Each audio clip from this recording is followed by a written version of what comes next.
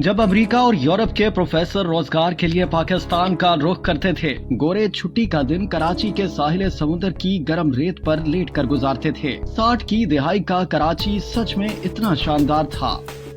रोजनामा जंग के Sunday magazine में 7 दिसंबर 2021 को शाया होने वाले एक मजमून में 1960 की दिहाई के कराची शहर के शानदार माजी की मुख्तसर कहानी साबिक अमरीकी सफारतकार की ज़बानी बयान की गई है, जो उन्होंने 2002 में न्यूयॉर्क में अपने दोस्त के साथ मौजूद एक पाकिस्तानी को सुनाई थी। मजमून में तहरीर किया गया है कि मज़कूरा सफारतकार साबिक अमरीकी सफारतकार अयूब खान से लेकर जुल्फ़िकार अली भुट्टो तक पाकिस्तान में तैनात रहा और जनरल ज़ियाउल हक के मार्शल लॉ के बाद पाकिस्तान से लातीनी अमरीका ट्रांसफर हो गया। साबिक अमरीकी सफीर ने बताया कि कराची 60 की दिहाई में दुनिया के बेहतरीन शहरों में शुमार होता था। ये पुरअमन तरीन शहर था। दुनिया जहां के सफारतकार सयाह और हिप्पी शहर में घूमते फिरते रहते थे। होटल, डिस्कोस और बाजार आबाद थे। कराची का साहिल दुनिया के 10 शानदार साहिलों में था। PIA दुनिया की 4 बड़ी एयरलाइंस में शुमार होती थी। यूरोप, अमेरिका, मशरिक बईद, अरब ममालिक, सोवियत यूनियन, जापान और भारत जाने वाले तमाम जहाज कराची उतरते थे और मुसाफिर कराची के बाजारों में 1-2 घंटे गुजार कर अपनी मंजिल की तरफ रवाना हो जाते थे। शहर में डबल डेकर बसें चलती थी। हुकूमत ने अंडरग्राउंड ट्रेन के लिए शहर में खुदाई मुकम्मल करवा दी थी और यूं कराची एशिया का पहला शहर बनने वाला था जिसमें मेट्रो की सहूलत होती। कराची की रोशनियां रात को दिन में बदल देती थी। हम तमाम सिफारतकार कराची को रोशनियों का शहर कहते थे। कराची के बीच भी लाजवाब थे। हम गोरे हफ्ते और इतवार का दिन बीच की गर्म रेत पर लेट कर गुजारते थे।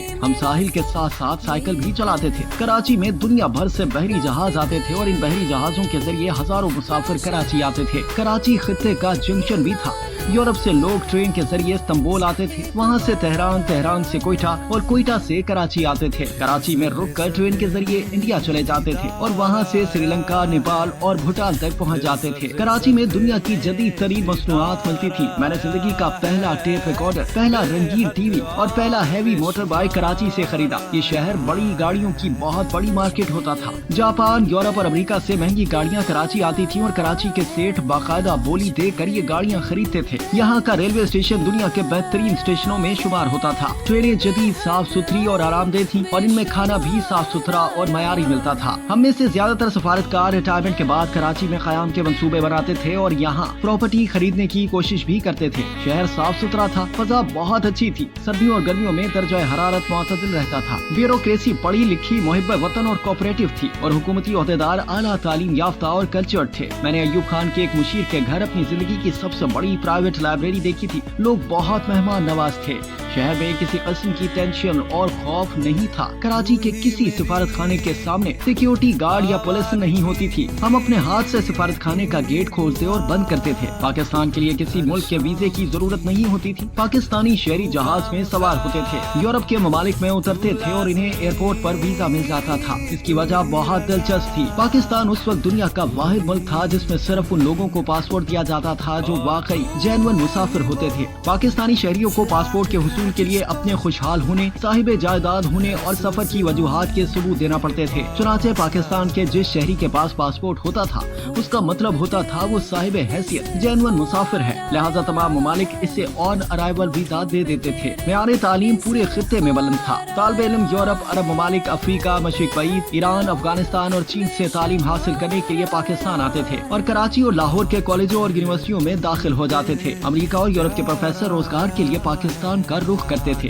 कराची शहर में 1000 के करीब गैर मुल्की डॉक्टर, तबीब और प्रोफेसर थे। पाकिस्तान का बैंकिंग सिस्टम जदीद और फुल प्रूफ था। बिजली, टेलीफोन और गैस का इंतजाम बहुत अच्छा था। सीवरेज सिस्टम शानदार था। कराची में बारिश के आधे घंटे बाद सड़कें खुश्क हो जाती थी। रोजगार के मौके आम थे, फैक्ट्रियाँ लग रही थी और माल एक्सपोर्ट हो रहा था। टेलीविजन नया नया आया था। चुनांचे कराची की छतों पर इन तीनों की लंबी कतारें दिखाई देती थी। वर्ल्ड बैंक और IMF के ओहदेदार उस वक्त अमरीकी एम्बेसी आते और हमें कहते थे, तुम किसी तरह पाकिस्तानी हुकूमत को कर्जा लेने पर मजबूर करो। हम वजीर खजाना से बात करते थे तो वो कहता था, हमें जरूरत ही नहीं, हम पैसे लेकर क्या करेंगे। यहाँ पहुंचकर अमरीकी सफारतकार ने लंबी आह भरी और हसरत से कहा। हम सफारतकार उस वक्त एक दूसरे से पूछते थे, कराची 1980 तक पहुंचकर दुनिया का सबसे बड़ा शहर होगा या लंदन और न्यूयॉर्क, और हमारे पास इसका कोई जवाब नहीं होता था। इसके बाद इस सफारतकार ने एक और लंबी आह भरी और कहा, मैं आज टीवी पर कराची के हालात देखता हूँ या फिर इसके बारे में खबरें पढ़ता हूँ तो मुझे बहुत अफसोस होता है और मैं बड़ी देर तक सोचता रहता हूँ, क्या वाकई ये वही शहर है मैं जिसमें 15 साल रहा और जिसे दुनिया का शानदार तरीन शहर समझा जाता था। अब तक के लिए इतना ही। मजीद जानने के लिए सब्सक्राइब कीजिए डेली जंग यूट्यूब चैनल और लाइक कीजिए डेली जंग फेसबुक पेज।